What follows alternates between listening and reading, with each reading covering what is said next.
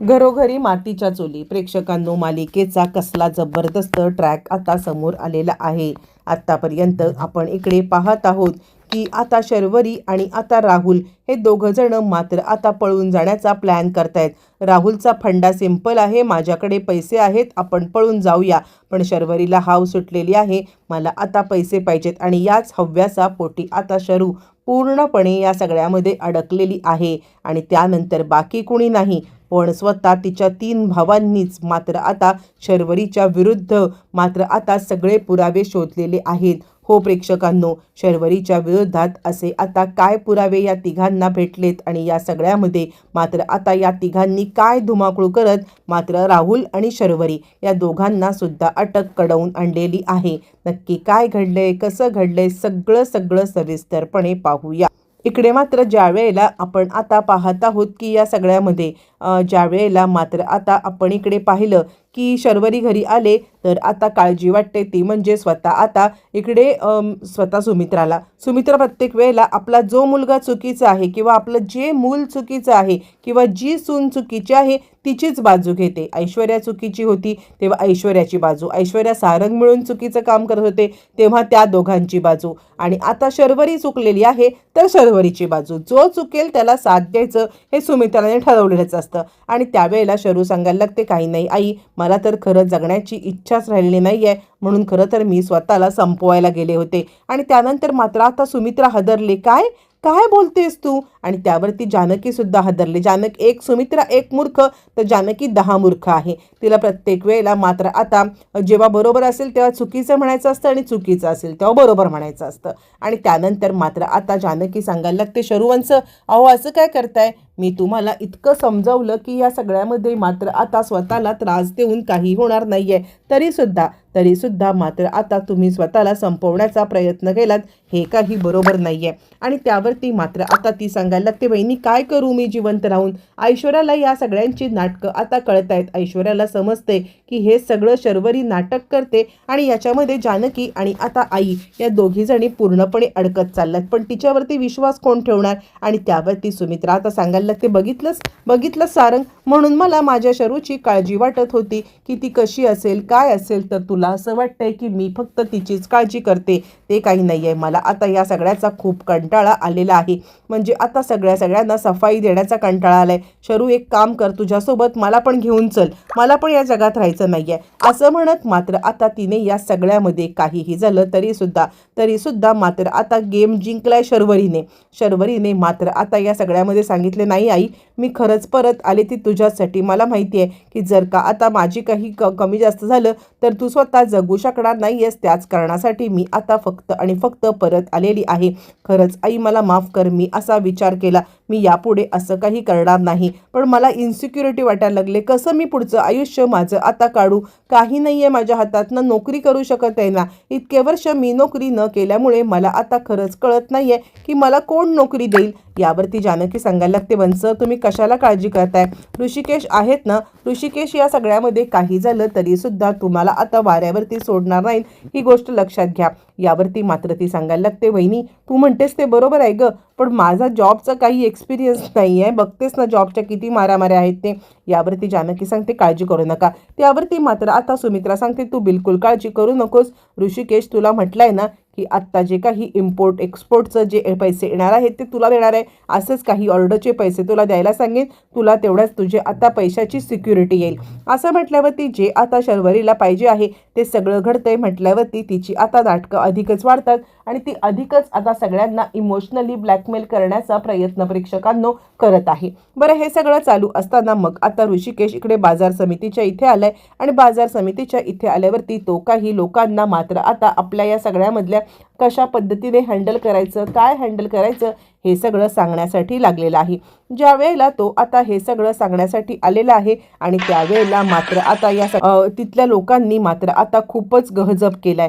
तिथले लोक ओरडून सांगायला लागलेली आहेत की काहीही झालं तरीसुद्धा या सगळ्यामध्ये मुळातच मात्र आता इकडे तुमच्या बहिणीला 4 गोष्टी शिकवल्या असत्या तर कदाचित बरं झालं असतं. मुळातच मात्र आता या सगळ्यामध्ये तुम्ही आता स्वतःच्या बहिणीला शिकवा. अहो, स्वतःच्याच नवऱ्याला मारलंय, नवऱ्याला मारून आता त्या दुसऱ्या माणसासोबत लफडं करत फिरते आणि आता तुम्ही आम्हाला सांगताय की या सगळ्यामध्ये मात्र आता सामंजस्याने घ्या.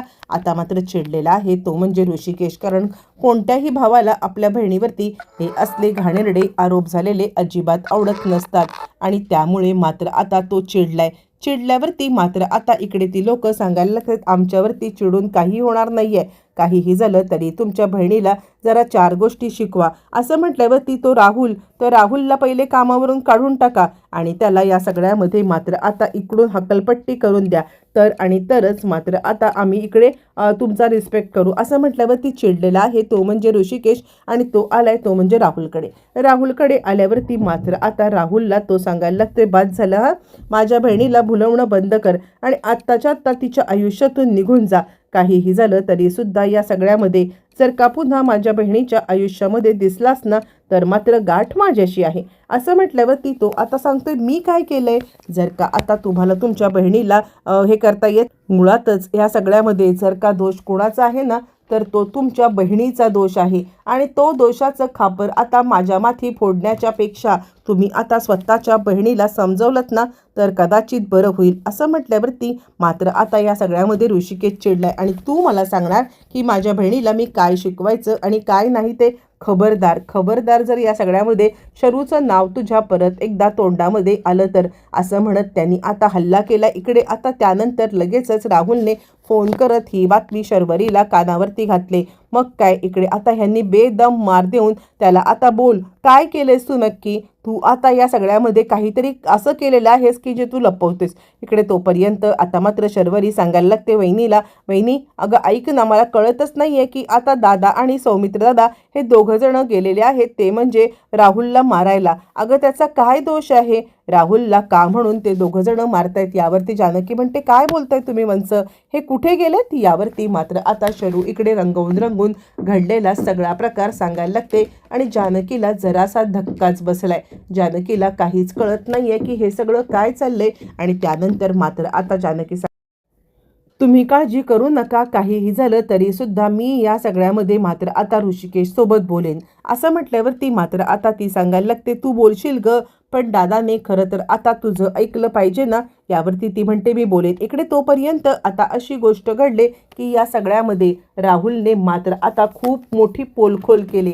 हो प्रेक्षकांनो, आणि ही पोलखोल दुसरी तिसरी कोणाची नाही, ती म्हणजे शरूची. इकडे आता सौमित्र म्हणतोय, बोल तुझा काय या सगळ्याशी संबंध आहे? त्यावरती तो सांगतो, माझा संबंध फक्त इतकाच आहे की मी शर्वरीवरती प्रेम केलं बास, पण शर्वरीला मात्र आता पैसा हवा आहे. काहीही झालं तरी सुद्धा तिला आता या सगळ्यामध्ये तुमचा पैसा हडप करायचा आहे. असं म्हटल्यावरती मात्र आता चिडलेला ऋषिकेश सांगायला लागतो, काय बोलतोयस काय तू? का बरं माझ्या बहिणीच्या बद्दल असे घाणेरडे शब्द काढतोयस? यावरती तो सांगायला लागतो, मी काही घाणेरडे शब्द काढत नाहीये, मला जे काही समोर दिसतंय तेच मी तुम्हाला सांगतोय. तिला आता तुमचा पैसा पाहिजे आणि खरं सांगायचं तर कोणत्याही परिस्थितीत तिने खून हा म्हणजे सेल्फ डिफेन्समध्ये केलेला नाही आहे.